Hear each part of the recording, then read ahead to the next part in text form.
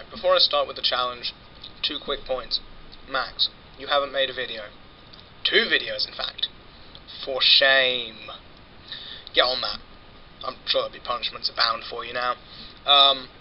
We can probably start a normal schedule again. I'm good to take any day. I can keep Sunday, I can take Wednesday or Friday, it's all fine with me. And I haven't come up with a challenge just yet.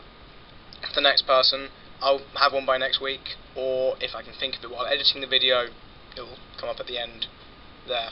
But at the moment, no challenge. It's just, up in the air. Oh, and just to tell you how serious I'm taking this, I have a script. It's on another screen. That's right, a script. Perhaps if I'd been even more serious, I just wouldn't have done it. Hello, operators, and welcome to another rip-roaringly rocking installment of me summing up stuff. Before I get on with the summing up of stuff, I think I'll add my own 2 cents into the conversation. 2 pence? Never heard that phrase, but it's probably what the equivalent is. I'm not against e-readers. I'm not against e-readers. As I have previously mentioned in a very old and bygone video, my superpower is to read incredibly quickly.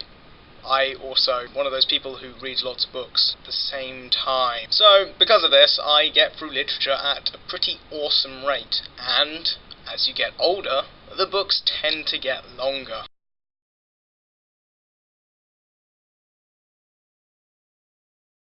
So for me, an e-reader is basically an ideal way to take a lot of books with me. I don't own an e-reader, and I probably won't for quite a while.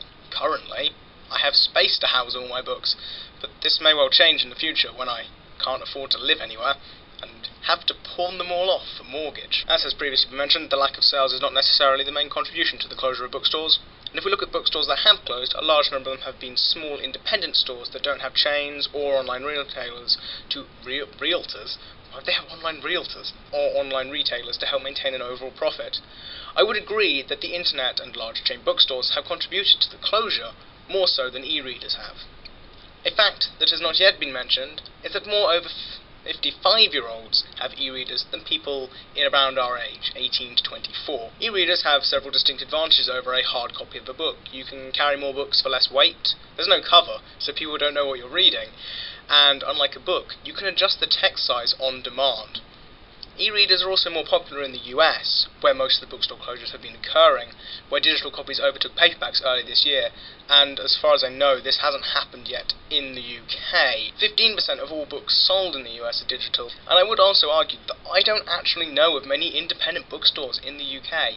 We seem rather enamored with chains. I agree that there is something special about owning a book, especially owning a used book with a history. I also have a great love for used books with yellowed pages and tears and folds and even spilled coffee stains. I also have a great love of books in general because I love reading. I compulsively read. Reading brings me great enjoyment and I want everyone to experience that, and I personally don't care how they go about doing that.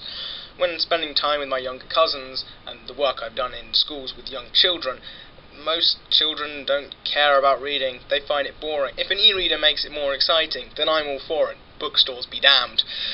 We as a generation make an interesting crossroad.